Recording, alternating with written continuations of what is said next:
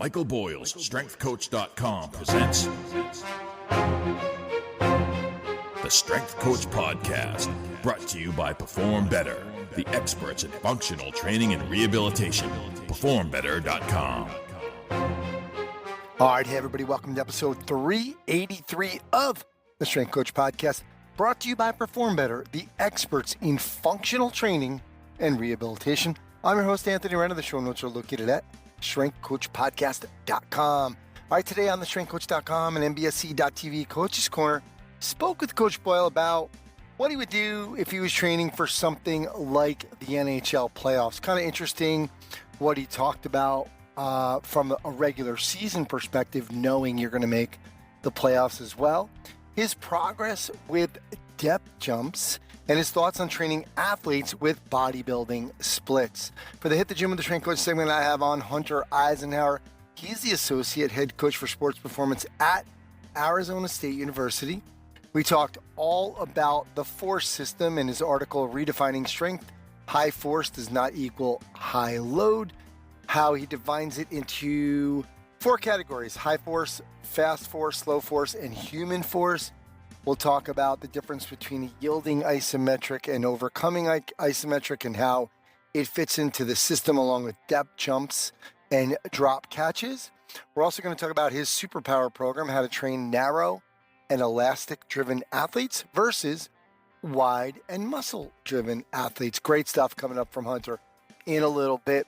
The Perform Better Functional Training Summits are here. Orlando's gone, but Chicago is this weekend. I'll be there, actually, just hang in. So if you're there, come say hi.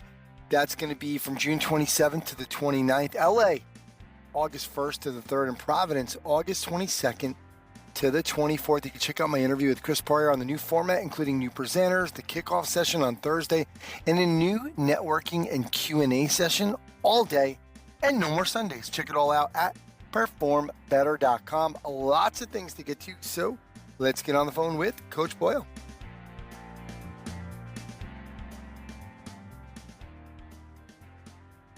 All right, guys, now it's time for the StrengthCoach.com and NBSC.TV Coach's Corner with Coach Boyle. Remember, you can try both sites, StrengthCoach.com out for 7 days for free. Same great forum as always. Go to StrengthCoach.com for your 7-day free trial.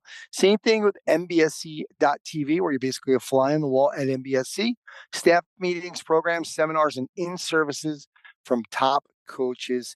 Check it all out at NBSC.TV. Coach, how you doing? I am doing wonderful, Anthony. How are you? I'm doing okay, hanging in. I'm excited. Tonight is Game 7. I mean, our dream. I mean, this is a hockey fan's dream. I'm hoping for overtime. I mean, especially when you don't have a horse in the race, right? It's really interesting. I was reading something the other day and they said, is this maybe the most significant hockey game in the last 20 years? When you look at, you've got a team that was down 0-3 that's come back and made, and got it to a Game 7. You've got arguably the best player in the game who's really starting to play at a really high level. You just got stuff that hasn't happened. I think it's really, really good for hockey. Yeah, USA, Canada, the McDavid story, the whole Florida thing. And the whole, Canadian team, 45 years, I think they said, which I can't believe that it's been 45 years since a Canadian team has won the Cup when you think about the dominance of kind of Toronto and Montreal and those clubs. And then you realize, wow, a Canadian team hasn't won. So no, it's not 45 years because Montreal won in 93. They beat LA. 93 they beat LA. So what's 30 years. Yeah, 30 years. Yep. Yeah, it's crazy. 45, but it's still 30. Still a lot. Yeah, it's still a lot. Coach, what do you feel like, in your head? What would you be doing as you go? Not right now, not this week. We know this week, no workouts, but is it really just focusing on recovery? Is it doing some things like we talked about early on in this podcast with just, hey, we get that 10, 15-minute workout after, and then that's it. Are you still doing something through the playoffs, or because these guys are getting destroyed? Probably now when you're probably in the finals, no, because there is no tomorrow, so you're not training for tomorrow. I think there is something to this in terms of, okay, one, because hockey is very much a next man up. The attrition is significant in terms of guys getting hurt, particularly defensemen. So you've got to be, when you start this thing, because if you think, and uh, I got to get my thoughts clear. The Stanley Cup is unlike nothing else in terms of you're going to play 28 games to win the Stanley Cup. So imagine that you're playing effectively an extra third of a season to win the Stanley Cup. And you're going to do that. The game changes significantly. It becomes significantly more physical in the playoffs than it has been during the whole course of the year. So you're adding on games. So I think part of it is that planning. I was talking to somebody about this the other day. You've got to know, okay, if I've got a playoff team, then I've really got to be planning for us to be a playoff team. So we've got to be working with the regular season as knowing that, hey, we're in a position to maybe play another third of the season, another 28 games. Yeah. So you can't maybe taper like you might do in an NCAA situation. Like when we were in the NCAAs, we kind of knew, okay, there might be 4 games, there might be 5 games, and that's it. Whereas this is thinking, hey, there might be 28 more. So then you've got to look at, they call them black aces, basically the guys that come up and stay with you. Is your minor league team still in the playoffs? That's a variable because now you might be pulling guys from a team that's also in a playoff run. Is your minor league team eliminated? So do you have those guys? So maybe you've got to really train those guys thinking, hey, you might get plugged into game 7. You don't know depending on how injuries are. So there's a huge number of variables that are in play there. But I think the biggest thing is looking at every scenario and saying, okay, like you said, we're really going to focus on recovery. We're really going to focus on nutrition. We're maybe in round 1 really going to work on our strength maintenance, knowing that, hey, it could go 6 more weeks. Like I forget what day the playoffs actually commenced on, but like April 15th. yeah, something crazy, right? And now here we're getting close to 4th of July. You know what I mean? Like when you look at, and especially this series has been going 3 games in between. And you look at even last year, they said Kachuk played with a broken sternum. Like I have no idea how you play with a broken sternum, truthfully. But I mean the guys in I think they said Trouba played with a fracture in his leg again. How significant? Obviously non-displaced, but still a lot of these guys are playing with really significant injuries that are involving probably some kind of pain medication every night. So you've got some guys who, hey, they're going to do nothing. They're not going to do anything until the whole thing is over. And then maybe you've got, 4th line guys who maybe might become 3rd line guys. So I think you've got to be training everybody as much as you can with the idea that this thing could go to, as we said, it's, what is it, June 24th. So June 24th is going to be the last game. So if you said it was, in fact, if we said April 15th, then this has gone on for over 2 months where these guys have played. And again, it's effectively, hey, if do you get time? There was some breaks because other series go longer. It's that ability to kind of improvise as you go that really makes a difference, and the ability to think longer term that makes a difference. And then there's the part about, hey, now you get the shortest off season. And so then you've got to think, I've talked to Mike Sullivan about that in Pittsburgh in terms of, hey, you get training camp isn't really training camp anymore when you went to the Stanley Cup Finals. So you've got to really kind of, it's almost like in baseball, they want to stretch out a pitcher.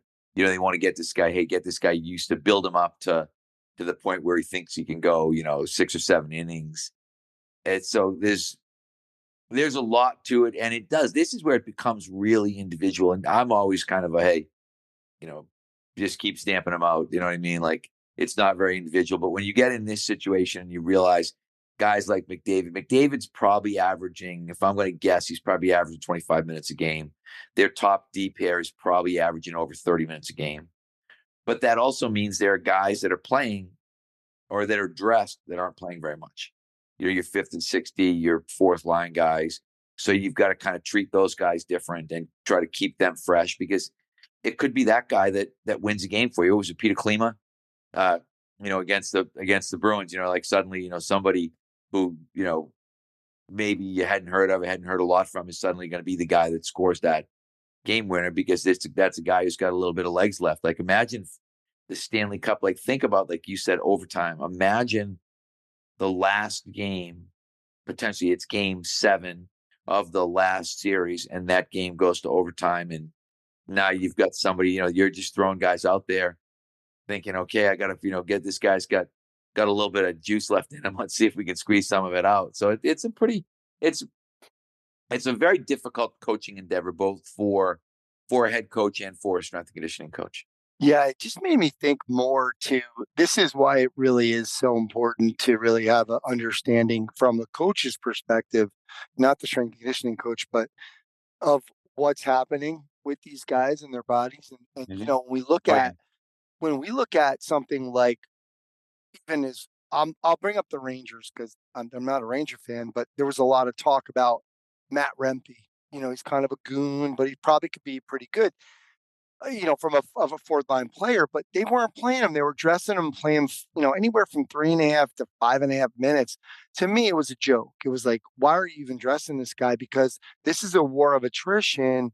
You need to get those guys in there no matter what. You got to have guys you trust. So I think from that perspective, like that's why the two really need to be working together. The Oh, yeah. It's sports not easy. performance team. You think like a guy like that, when that series gets a little physical and suddenly they think like, okay, we're going to put this guy back in the game. And with the threat that he could, because the one thing about him, especially now, the Goons now are much better players than they ever have been. They're significantly better than they were. There were times when I was in the 90s when there were guys who weren't real good hockey players, but they could fight, and that was why they were there. And you had a whole line of those guys sometimes. And a lot of the better teams all had a whole line of those guys. And now it's not that way. And again, that's a guy that could finish a play for you. Sometimes it's a matter of just getting a stick on a puck. And I watched one of the goals the other night with, that just went across the net. And it was unbelievable how this guy he's just going to the net, stick on the ice. He's doing everything they tell you to do. And whoever it was, I forget. I think it was Corey Perry, the Corey Perry goal where Yeah, McDavid came in and around everybody and basically hit him in the stick. hit him in the stick, just Yeah. popped right Well, over. It was you know what I nothing. mean? You didn't have And to do anything.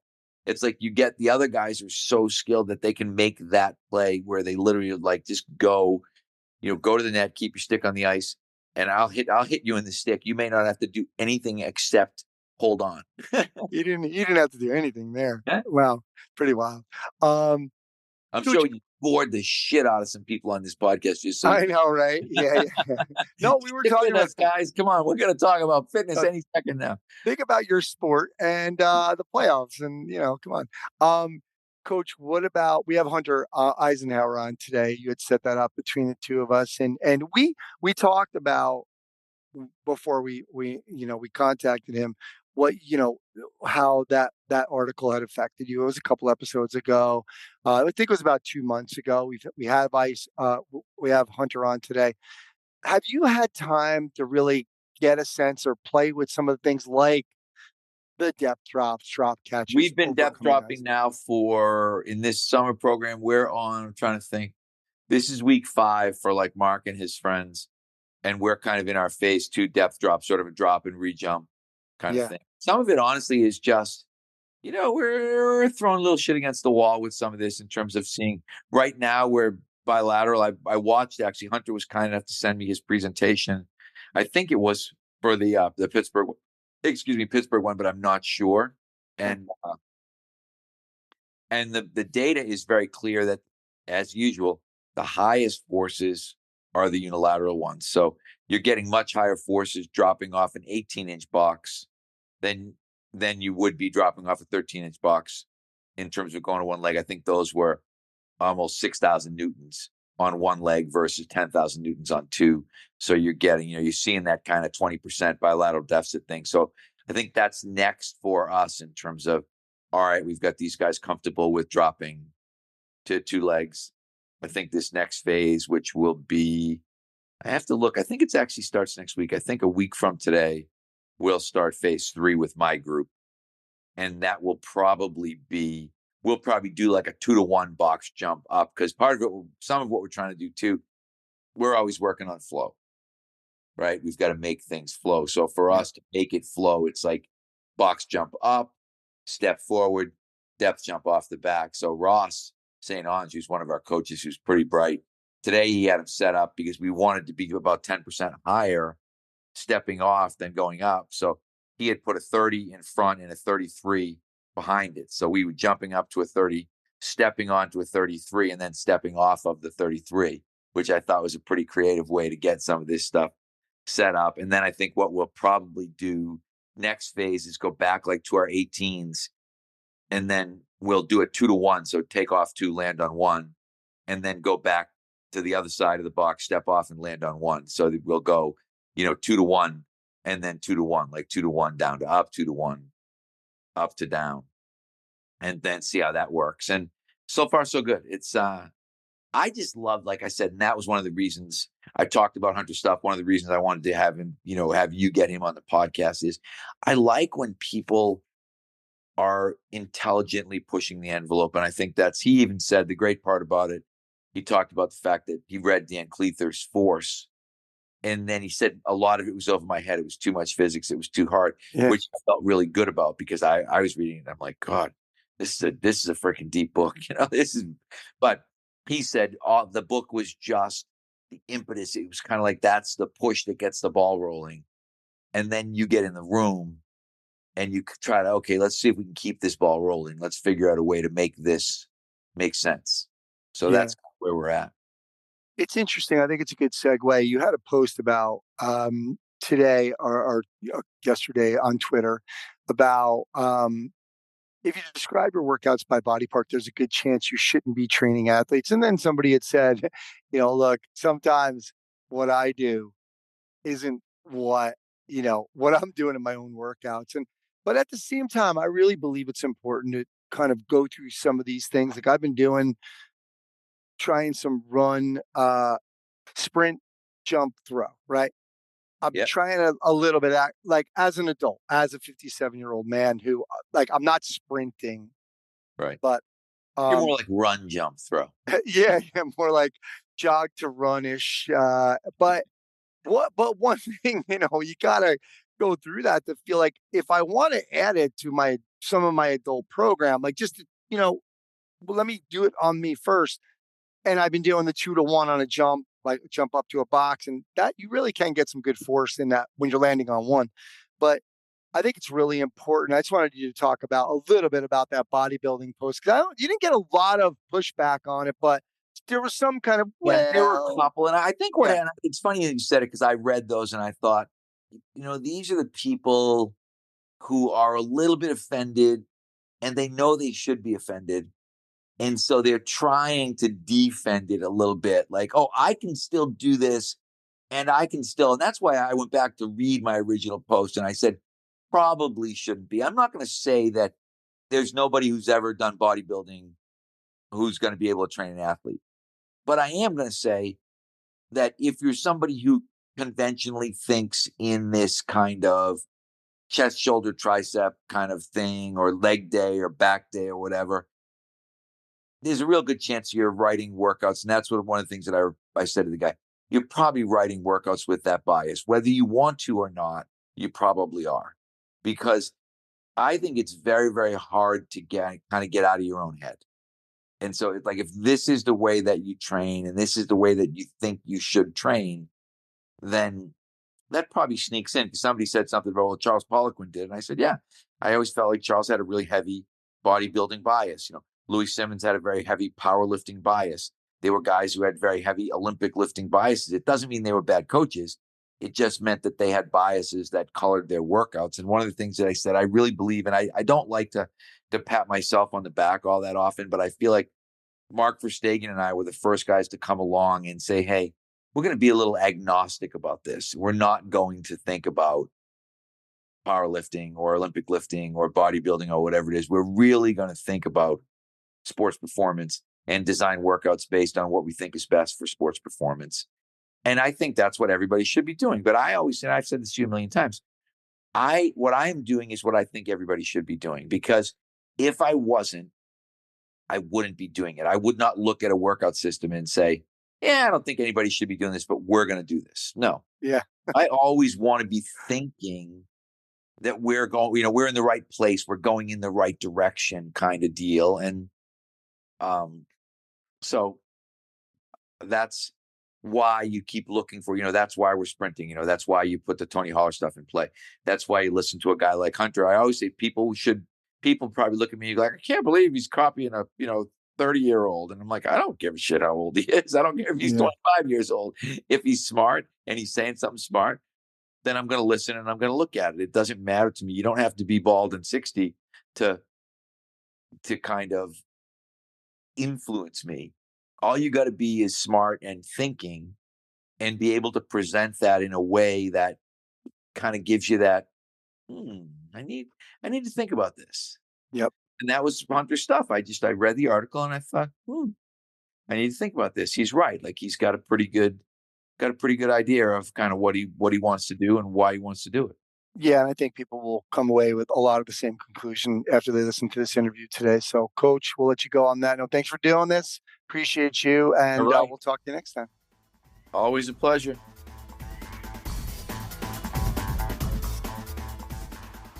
All right, guys, now it's time for the Hit the Gym with the Strength Coach segment. Today I have on Hunter Eisenhower. You might recognize the name, Coach Boyle. A few episodes ago, Coach Boyle and I were talking about force. He went into this kind of deep dive, and it was inspired by a couple of Hunter's articles that we're going to talk about today. He's the associate head coach for sports performance at Arizona State University, trains men's basketball and triathlon. He's previously with the Sacramento Kings as a performance coach and sports scientist. Previous to that, UC Davis, Southeastern Louisiana, and Minnesota State. So, Hunter, thanks for doing this, bud. Yeah, man. Thank you for having me on. I appreciate it. All right. Well, Coach Boyle and I were talking about your stuff, and then we're like, maybe we should get Hunter actually on here to talk about this. So I'm glad you're able to do it. But I think part of the reason why Coach Boyle, this stuff resonated with him, because you were kind of preaching to the choir with kind of this idea about we've done too much training like power lifters. And you even said in your article, redefining strength, high force does not equal high load. The article from Simply Faster, if you claim your athletes are best prepared for competition because of their improved one rep maxes, I think you've missed the mark. And you asked the question, what if there was a potential way to better prepare athletes for the forces they experience in sport closer to the rate at which they experience them? Could this help improve performance while helping them reduce the likelihood of injury? So all right in Coach Boyle's wheelhouse.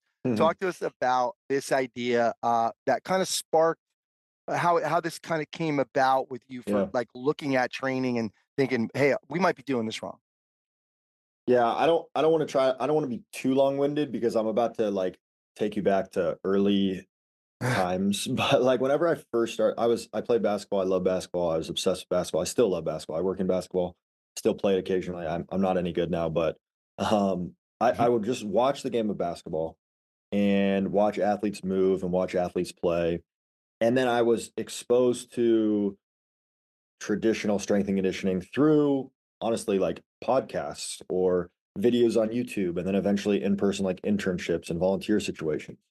And I didn't know at the time, like I didn't have construct around like why I didn't think it fit. It just didn't feel like the right fit for the way that you train certain athletes. Now, don't get me wrong, like I think that some people think that I'm just like so against traditional training and all I want to do is depth drops and I never want to squat somebody or deadlift somebody. And I'm not necessarily saying that. And I think that there's a time and place for that within, especially, I think all sports to a certain level. And then especially like if you're working with linemen in American football, or you're working with like a mixed martial artist who their job is to like move another mass, then yeah, it makes perfect sense. But the redefining strength article was really written at the beginning of like this whole force system concept. And it was when I was with the Kings and I had access to the force plates really for the first time.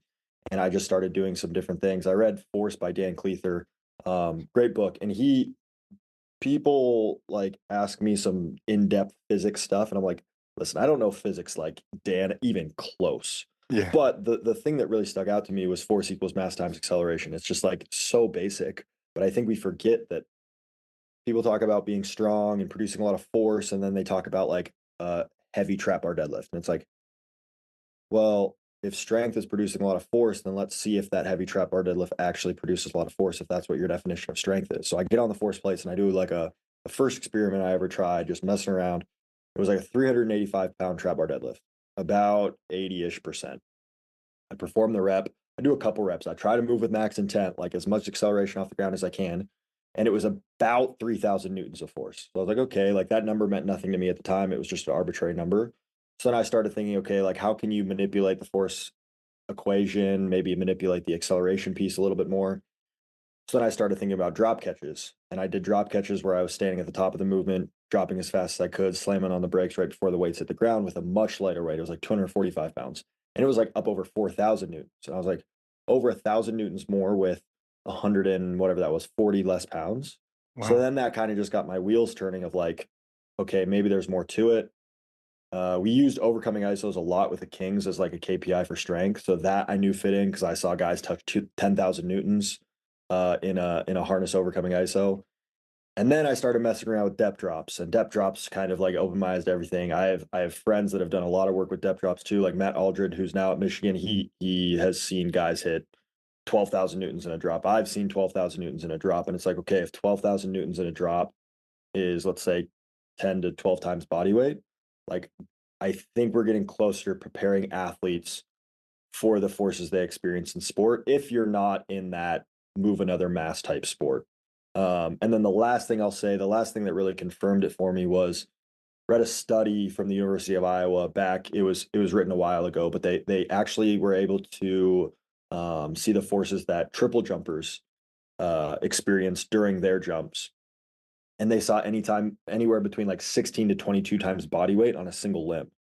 And then I watched my athletes play over the last couple of years with the Kings and now at Arizona State, and you see similarities. Like I'm not saying that they're sprinting full speed and launching themselves onto one leg, but like a basketball player full speed on a fast break, like really violent Euro step around an individual, like that's a very large peak force. So to me, it's like, okay, I know they experience high peak forces. I just can't measure it right now on the court.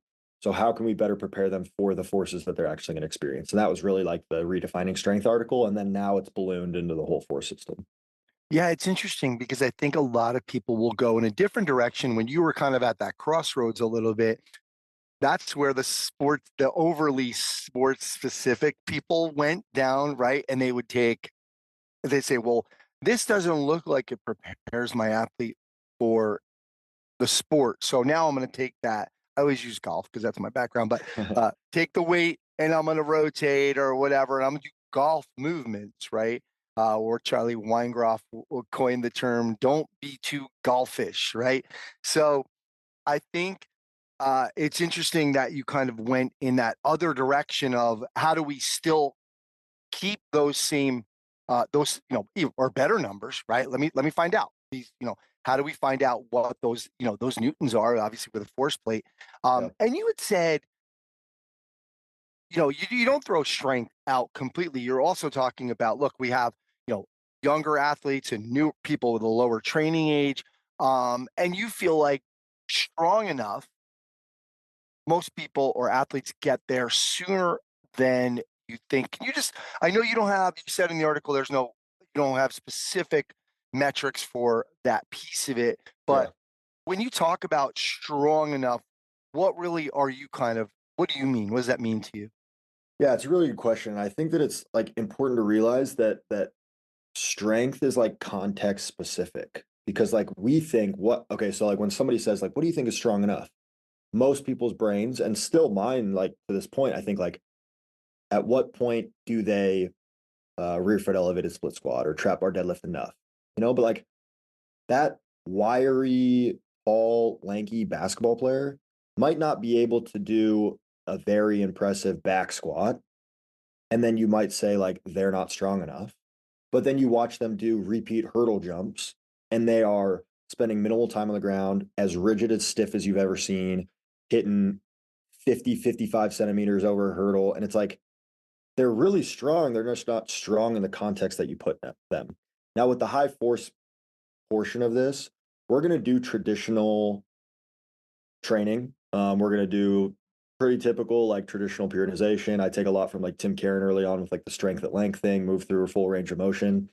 And to your point of like training ages, there's going to be younger athletes that like I'll have a group of freshman basketball players coming in that I've met before, and I can tell that their training age is probably pretty low, and they might not even really touch rigid depth drops this year. Like they might stay away from those, and we might spend, if we have an 8-week off season, they might spend 6 of those weeks doing a traditional linear periodization with dumbbell roofed elevated split squat, and we might touch, I don't know, 80s, 90s, hundreds in each hands for a single or double at the end of the summer. And to me, that's like a pretty good like ballpark. There's been a lot of guidelines thrown around, like 2 times body weight squat, and I just think it's so different. And I think that once you're around people enough, around athletes enough, around your certain population enough, for me, it's like, okay, if a guy's holding 100 pounds in each hand in a rear foot elevated split squat and hit it for multiple reps, like what good am I going to do putting a 105 or a 110 in his hand? Like he can do a lot.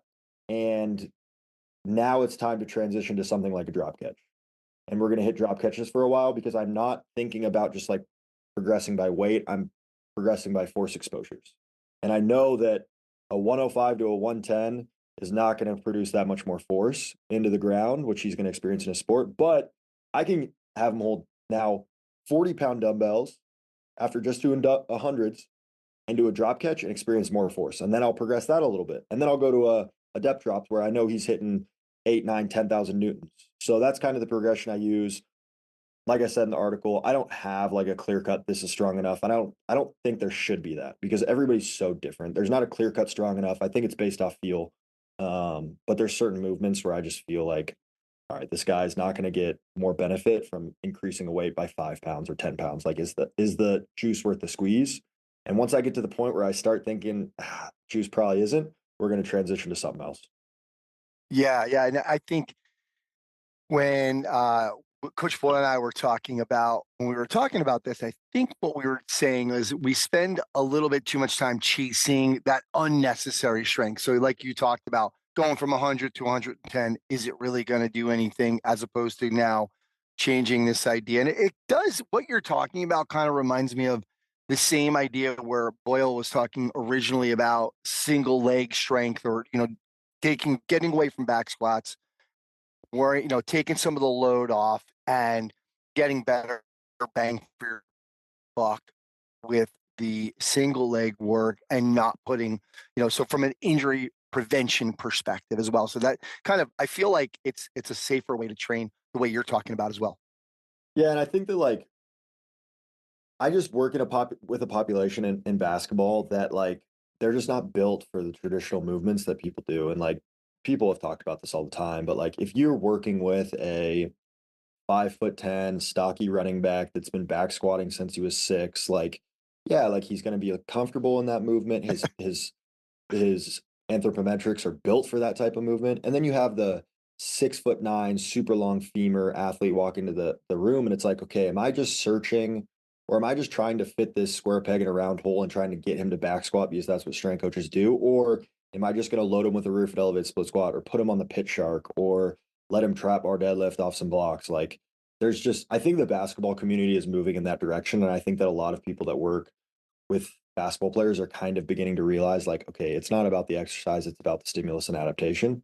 But I think it's funny whenever you still see like people like they've got to back squat, they've got a straight bar deadlift, they've got a bench press, and they've got to catch cleans. It's like, well, do they? Or like it's not about the exercise. When you program, most people don't write up exercises, they write up like movement patterns and stimuli they want to do and qualities they want to produce. So like why does the exercise matter?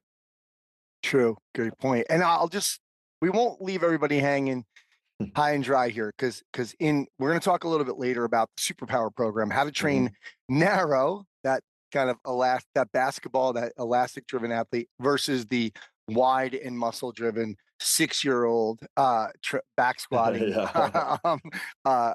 running back. So let's just go over, I want to go over the just the different components of the force system, high force, fast force. slow force and human force so people Yep. get an introduction to this. So can you give us an idea of what they will be training, and start out by an overview from the perspective of, is it a periodization piece? Like, okay, we start out with slow force, then we go to fast force, then we go to high force, or are there elements in each session? So that's a great question. And I think that's a common question I get a lot of times.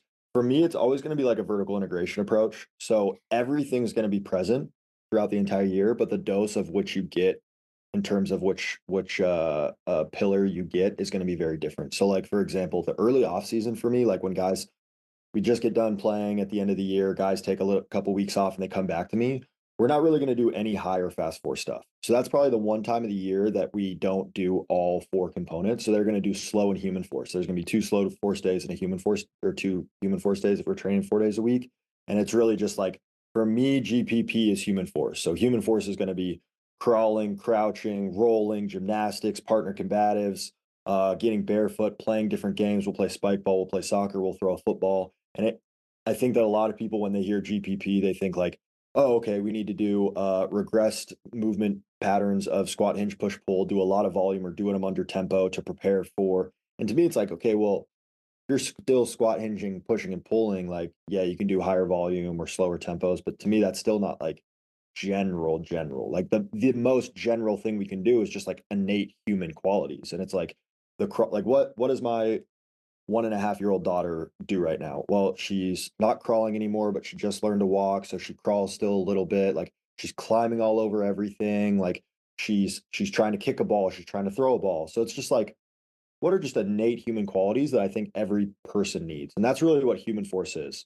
And that they'll play different sports as well, because I think that we've become so specialized in the day and age we are now, that especially within the game of basketball, like you watch some of these guys try to swing a baseball bat, it's like, what the heck are you doing? Or kick a soccer ball. So I think just exposing them to different sports and getting them away from the hyper specificity that especially collegiate sports, regardless of what sport you play, creates is super productive. So that's really like the human force construct. So then early off season, I'll try to answer both these as we go, but Sure. uh, slow force then is going to be along with human force early off season, because it's really like a tissue quality, restorative, therapeutic type approach to training.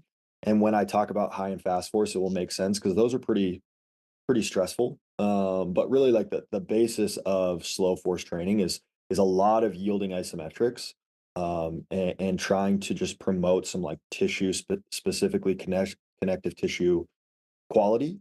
And there's going to be some slow tempo work, because there's also stuff in the research talking about slow tempo. Um, is going to be, to me, I love yielding isometrics. I think those are king for specifically tendon health. But then there's also been research talking about like slower tempo movements being important for that tissue. So we also do slower tempo movements, and then what I call armor development, which is just a fancy way to say hypertrophy. So there is going to be some higher volume stuff present there. And then the last really main component of slow force is what I call local tissue prep. And this is something I took from my time in the Sacramento Kings with that staff of like Jesse Green and Jazz Rendawa, Zach Howe. They just focus on specific tissues that are under the most stress within a whatever athletic population you're working with. So most of the time, especially in basketball, it's going to be lower leg, like the gastroc Achilles, soleus. It's going to be hamstrings. It's going to be quad patellar tendon. It's going to be adductors. So it's just going to be focused specific movements for those tissues.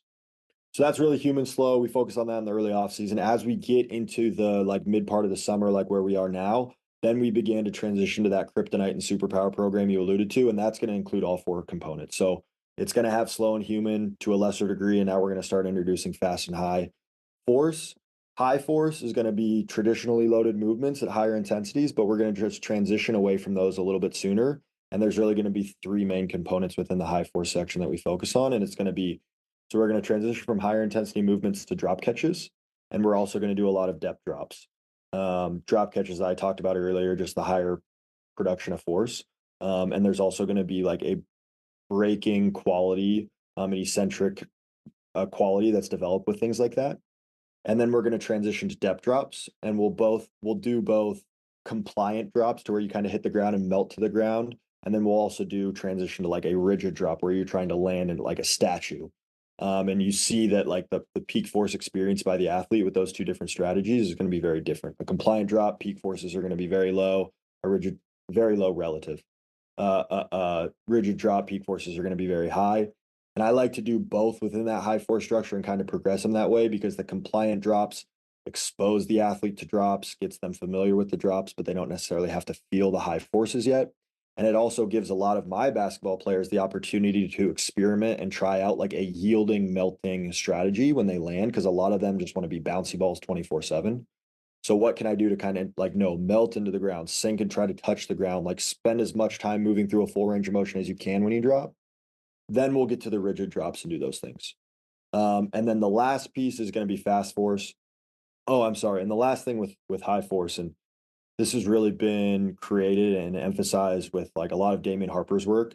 And if Damian, if you listen to this, I would love to chat with you because I haven't had the opportunity to do so. So, Mhm. but he talks about deceleration a lot and has done a lot of research in it. And he talks about how deceleration is going to be the highest peak force out of acceleration, max velocity, and deceleration. So that right there makes it sense with me. Like if I'm emphasizing high force on this high force day, I want to touch on decel.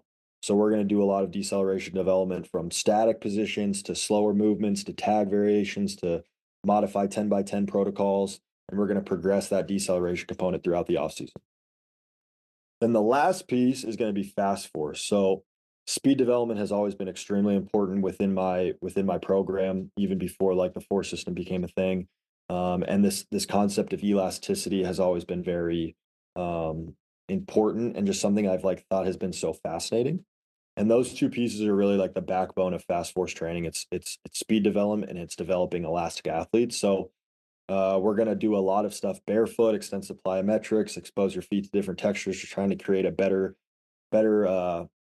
rigid base to produce movement off of. Because I always talk about like if you're trying to jump out of quicksand, you're not going to be very explosive. It doesn't matter how big your legs are and how explosive your lower body is and how strong your core is. If you're jumping out of like quicksand, you're not going to be very explosive. You're not going to look very springy, and dysfunctional foot is like quicksand. So we're just trying to create a more functional foot.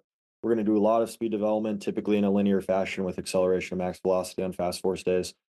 And then the progression throughout most of our movements goes from like a rate of force development, just traditional, let's say, quote unquote, power type movements, to more like oscillatory movements. And there's 3 oscillatory movements I love to do.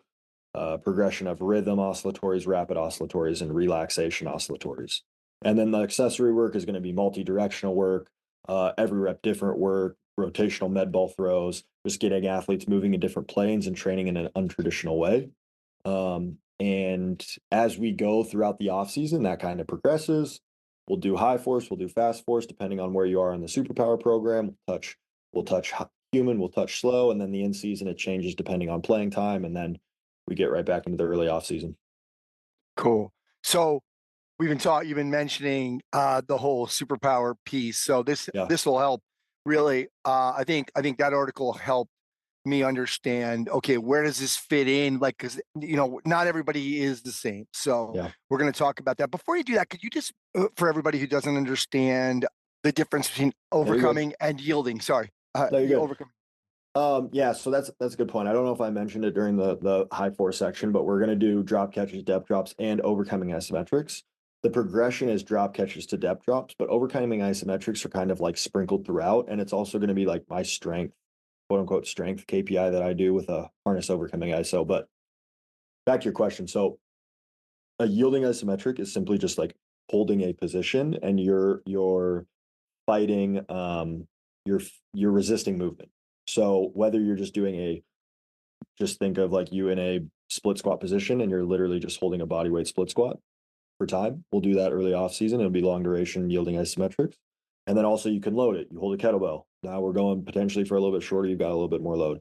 So those are just going to have like a slightly different adaptation to the tendon. And there's things called like stress relaxation, and there's another component of like stress shielding. And yielding isometrics really like lean into those things to try to create a healthier, more robust tendon. So stress relaxation, whenever you play any sport, especially with basketball, like tendons take a beating. They're under stress, and tendons are made up of collagen. And I'm not a tendon expert, so I'm sure somebody that knows tendons way better than me is going to listen to this and be like, well, that's maybe a little off. But this is the basis of what I've come to know about tendons. So they have collagen, and ideally collagen is lined up in a line, nice and smooth, like run in the same direction, like think of a highway. The problem is there's so much stress and wear and tear that goes on playing your sport that collagen begins to get a little jumbled and damaged, and it ends up looking like a box of cords just thrown all together. So think you have a box, you just have a bunch of cords from a bunch of different stuff you thrown into a box, and they're all jumbled up and mixed up. So that's what a degenerative tendon potentially could look like. So you have a highway where everything's running smooth, everything's going in the same direction, and you have a box of cords that is just like thrown into a box, all jumbled up. Cords are all lapped over each other. Like it just looks horrible. So what the idea of yielding isometrics is, you're holding a static position. That muscle is continuously pulling on the tendon. Okay. Now, if we pull on the tendon slow, it'll relax and lengthen. If we pull on the tendon fast, it's going to react very stiff and rigid. So we're doing all these stiff and rigid pulls on a tendon when we play our sport. So we want to counteract that with the opposite. So a slow pull against the tendon that's eventually just going to relax and elongate that tendon. Now back to that box of cords. Now imagine you and a friend go into that box. You're able to grab the two ends of the cords. You stand up and you walk apart from each other, and all those cords slowly align. That's really what we're trying to do with that stress relaxation piece and the power of yielding isometrics that you don't necessarily get from overcoming isometrics. The second piece is stress shielding. And the body has an incredible protective mechanism that God input us when he made everybody. And it was the ability of the body to realize that there's damage to a tissue or a tendon. There might be just a piece that is inflamed, or maybe there's like a hole in your tendon in that specific spot.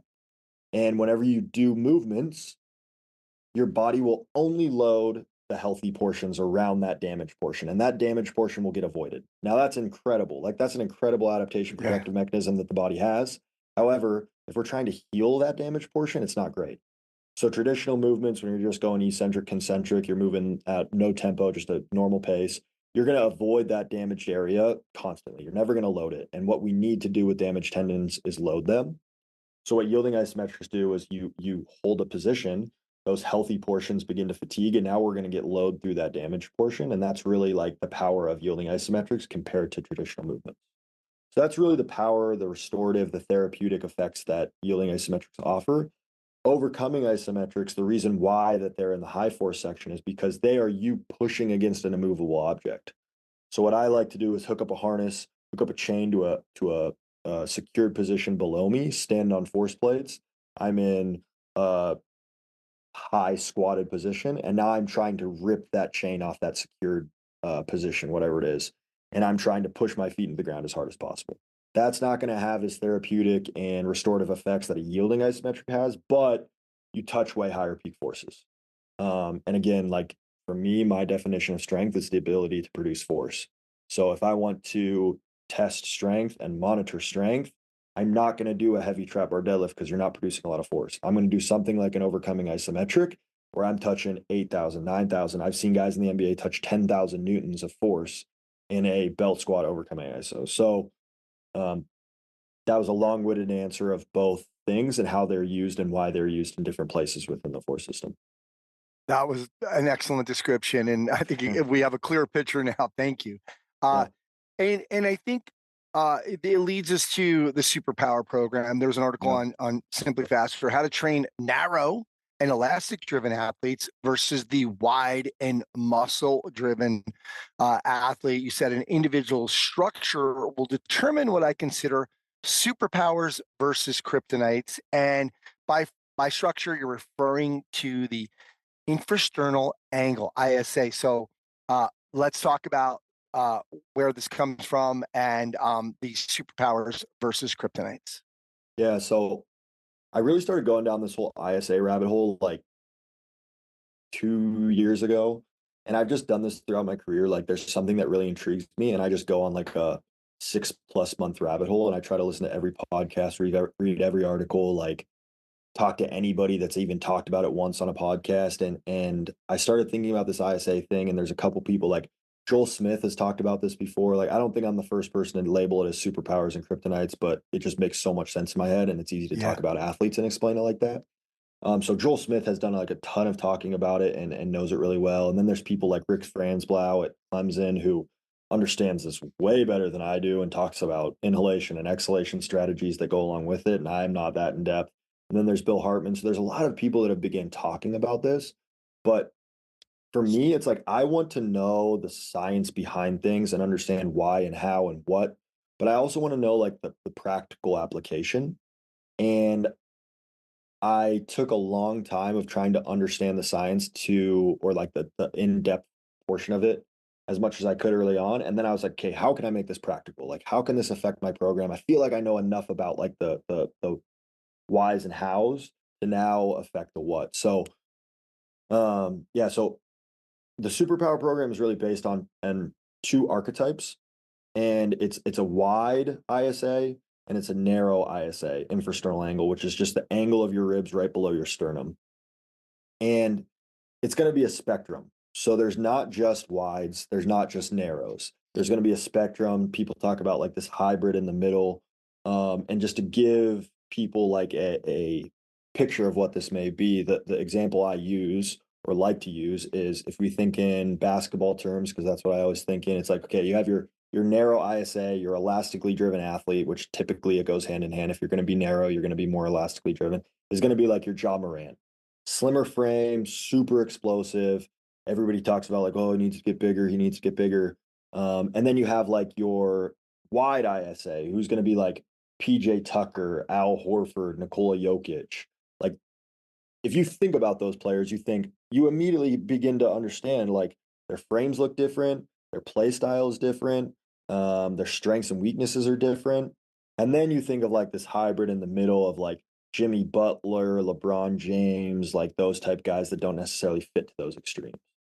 So really the superpower program is just like thinking about the things that make each archetype special and potentiated, and then thinking about things that they might struggle with and really like their kryptonite. And I think that why it's so important, especially with the elastically driven athlete, is because this kind of goes back to like our traditional training approach constantly, is like a lot of times in sports, whether it's skill position people in football or track athletes that run really fast or basketball players, like we get elastically driven athletes that have these superpowers that we could enhance, but we just dose them with kryptonite over 4 years. And it's like kryptonite, kryptonite, kryptonite, thinking we can make them bigger and stronger, and that's going to make them better. But really, we're just stripping of them of their superpowers and killing their superpowers because we've dosed them with way too much kryptonite.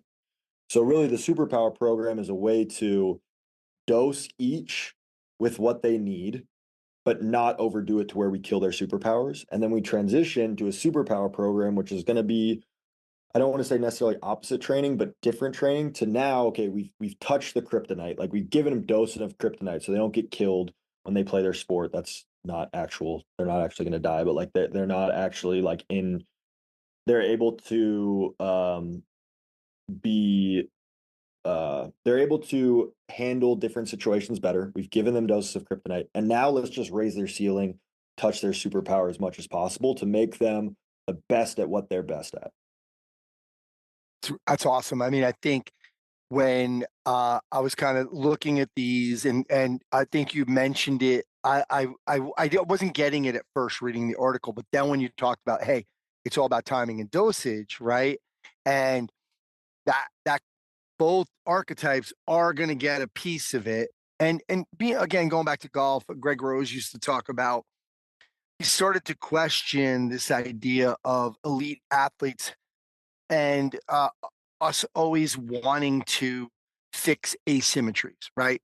And Greg Rose is part of functional movement systems, by the way. So he's part of that, but at the same time, working with golfers, looking at it like, wait a minute, we don't always want to make both sides balance. This is where, shouldn't we maybe like work on those strengths, reinforce those strengths. So that's kind of when you were talking about this, I like this idea of like dosing that kryptonite portion, because we all do need some of it. And like you said earlier, you're not just taking everything away.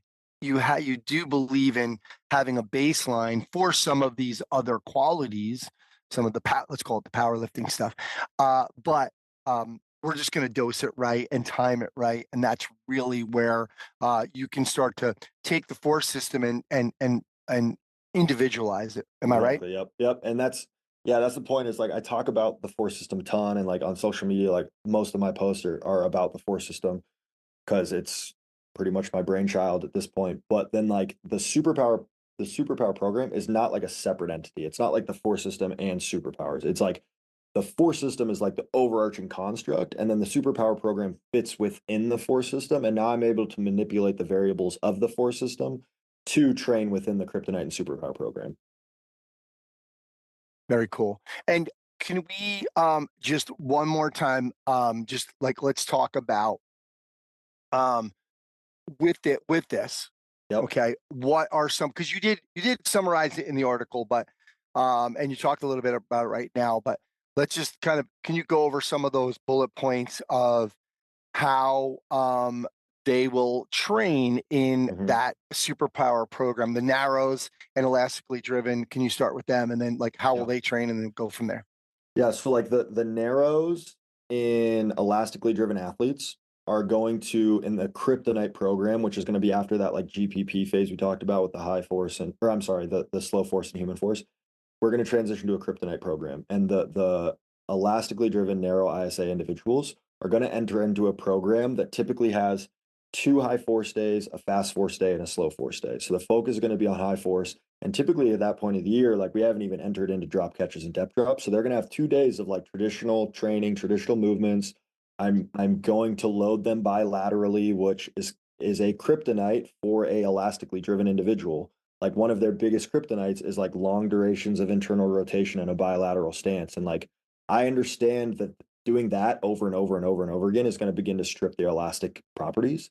But I also understand that there's going to be situations in the court when they need to do that, whether they need to like really anchor their feet into the ground and guard somebody in the post, or they don't have a counter movement or momentum to get up into and grab an important rebound. So like there's qualities that are still important there, even if it is their kryptonite. So we're going to touch like the kryptonite program for a muscular deficient individual, which is going to be like your narrow ISAs, is going to be like very traditional on those high force days. The fast force day, we're still going to touch some of the speed components, but in like the acceleration piece, they're going to be at a slower speed. So I'm going to put more weight on them. They're going to be at 25 to 50% velocity decrement. They're going to be training more early acceleration, more concentric, muscular driven qualities.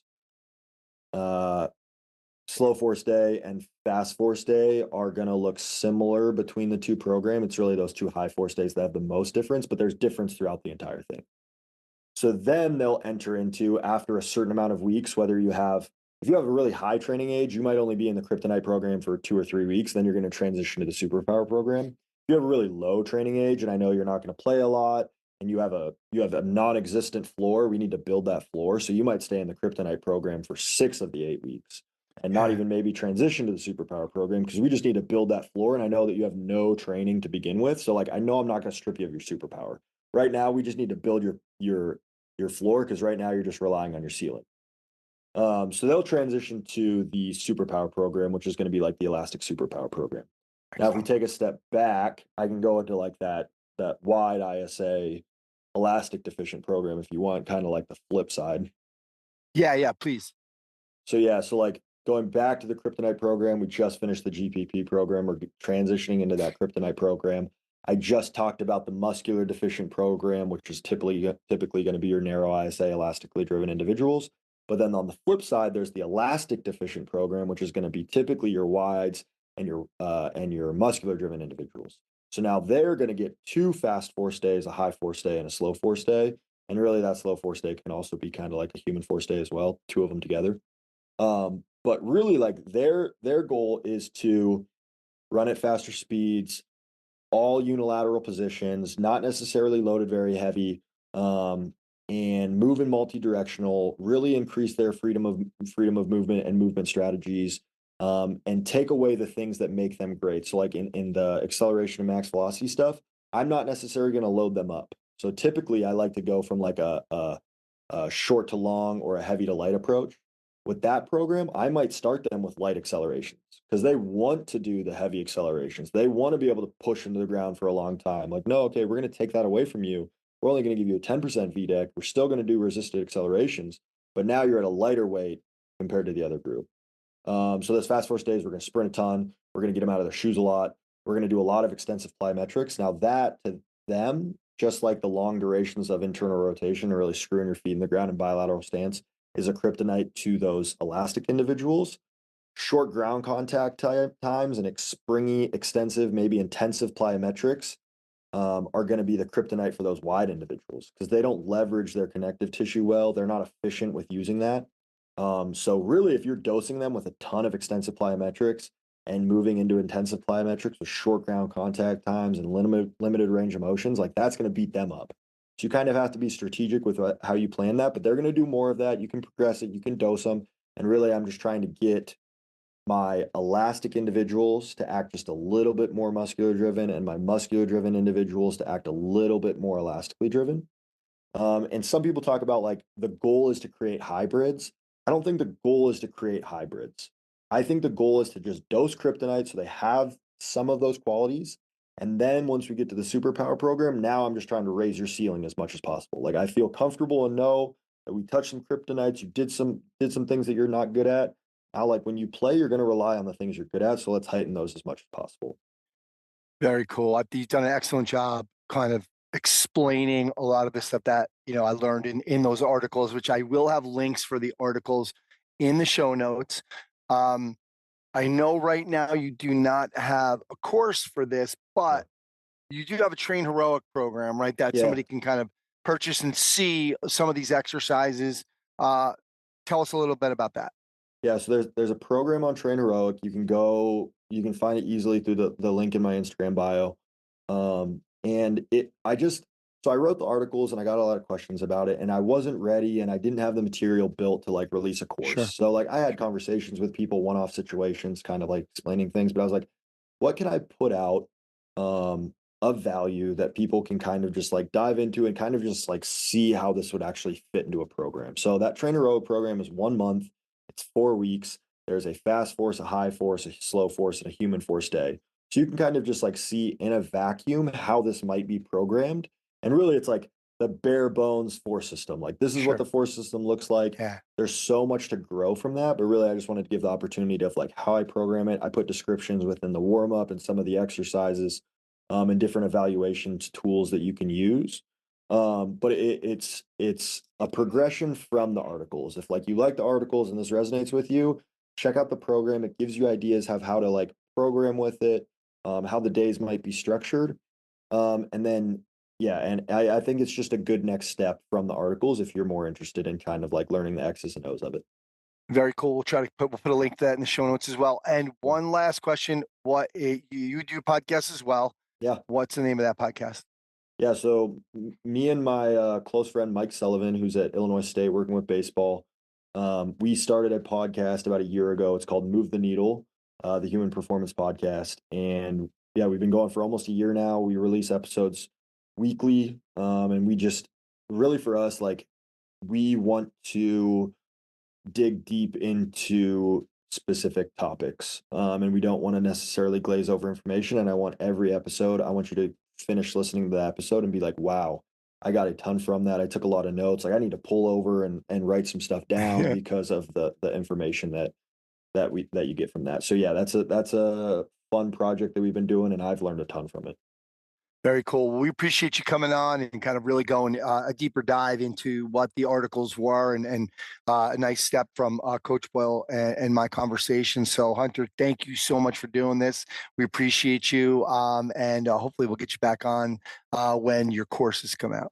Yeah, man. Yeah, that's the last thing I guess I will say is that along with that program in the future, I'm trying to have it done by the end of the year. There's going to be a force system mentorship that goes on. So stay tuned for that. And that's going to be everything that I know and have put time into the Force system in one space. And then there's also going to be an opportunity to have weekly Q&As with me as well. So that's going to be a big project, but hopefully have it done by the end of the year. And I'll be advertising that on social media and stuff. Very cool. All right, that's going to do it for episode 383 of the Strength Coach Podcast. Guys, the show notes are located at strengthcoachpodcast.com. Don't forget, you can try strengthcoach.com out 7 days for free. Go to strengthcoach.com for that free trial. Special thanks to Chris Barr and the folks over at Perform Better. Functional Training Summits are here. Chicago this weekend, June 27th to the 29th. LA, August 1st to the 3rd, and Providence, August 22nd to the 24th. Check it all out at performbetter.com. Thanks to Coach Boyle and Hunter Eisenhower for sharing their insights and philosophies into the world of strength and conditioning, performance enhancement, and force. That's going to do it for this episode. My name's Anthony Arena. Thanks for listening, and I'll speak to you next time.